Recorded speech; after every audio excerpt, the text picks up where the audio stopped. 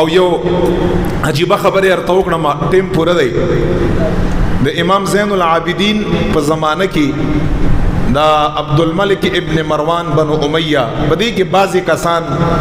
مرداران او فاسقان فاجران ظالمان تیر دی بعضی کسان بنو امیہ دا اغي دا خبره لګواوري ډیره ایمان افروز خبره امام زین العابدین په وخت کې هشام ابن عبدالملک ابن مروان بادشاہ دا عبدالملک ابن مروان زوی هشام دا بادشاہ او تاسو ته پته چې دا بادشاہ څومره روب وی بادشاہ هر څوک پیژني د بادشاہ هر څوک احترام کا بادشاہ له هر څوک لار اور کوي هر څوک ورته پاتې وغیرہ وغیرہ دا د خپل پروتوکول دی هشام ابن عبدالملک ابن مروان دا هغه بادشاہت وخت امام زین العابدین مبارک د زمانه څوک فرمای دا یاد لرا ډیر لوی صاحب دی امام زین العابدین رضی الله عنه ویچه په دغه کال باندې هشام ابن عبدالملک ابن مروان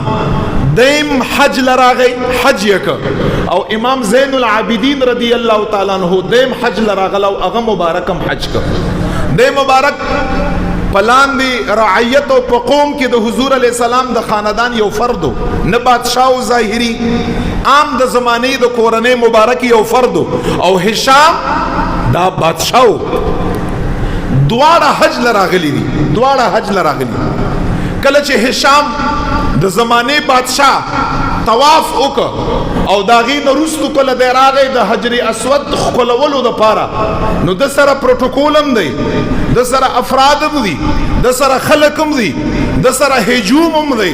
د سره رشم دی د نمخ کی رستو ډیر افراد او خادمانم روان دي او حجر اسود په طرف باندې راغی تاریخ لیکلی علامہ ابن عساکر او نور مؤرخین لیکلی چې هشام په طرف باندې بالکل چا توجه نکړه نه چا وللار ورکړه نه چا د حجر اسود خلولو د پاره پری خود نه چا پروتوکول ته وکاته نه چا خادمانو ته وکاته نه چا روب او دبدبی ته وکاته نه چا بادشاہت ته وکاته ډیر کوشش یې د حجر اسود د خلولو وکړه رش او هجوم په وجه باندې بیرته نا مراد واپس لاړ اچا ورته لار پرې نه خوده هیڅ وجد مبارک امام زین العابدین سے چې کله طواف پوره کا د حضور مبارک د کورنۍ یو یتیم فرد په ظاهر باندې یو غریب فرد خود مخ حسن یې دومره د مخ خایست یې دومره جاه و جلا یې دومره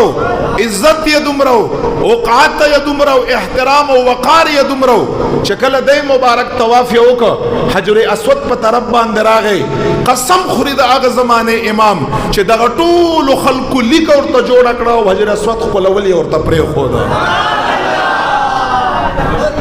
راغی خلق ورته هر څه پرې خوده په احترام کې یو لیک ورته جوړه شو او ډایرک لاړ حجر اسود یې خپل ک چې کله حجر اسود خپل کنو یو شامی اهل شام یو فرد هشام ته وی چې ته بادشاہي تا ته لار پرې نه خوده دا څوک دی چې د ته لار پرې خوده نو د جان بوج کر چې خلکو توجه ورته پیدا نشي وی دور ته فرمایل چې زه نه پیژنم چې دا څوک دی زه نه پیژنم چې دا څوک دی کمال تا ګورئ چې کله دغه شامی وی چې دا څنګه خبره ده چې دومره خلک په احترام کې ورته حجر اسود پریوي یو لار ورته جوړیږي یو فقیر انسان دی او بادشاہ یې چې زه نه پیژنم دا څنګه کېدی شي خدای ډیر داسې افسردا او غمگین سیټ تشو دلته یو شاعر تیر د امام فرزدق دا یو شاعر دی چې دغه شامل پلاس باندې دا وګول والا ورته فرمایي چې اے شامی دغه صاحب خو پیژني جان بوج کر یار ته وی چې نه پیژنم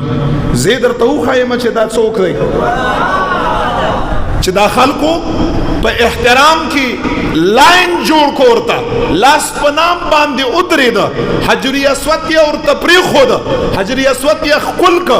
مخنه د نور شغلی خته حسن و جمال ته خلق حیرانو دا کس در تزوخ یام چې دا څوک دی د مبارک یو لو یا قصیده لیکلی دا اشعار یې لیکلی دي دا غي خلاصار ته بیانوما فرزدق دغه صاحب ته چې دا زوی د رسول الله دی دا زوی د علی شیر خدا دی دا زوی د فاطمه الزهرا دی دا رور د امام حسن دی دا بچای د سید الشهدا د حمزه مبارک دی او بیا ورته فرمای اے شامی ستاده بچا خو پریدا دا هغه شخصیت دی چې کعبه یم پیژني حرم یم پیژني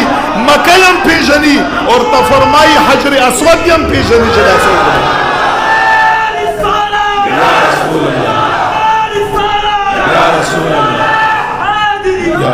دا هغه صاحب دی چې دا ټول یې پیژني جزاک الله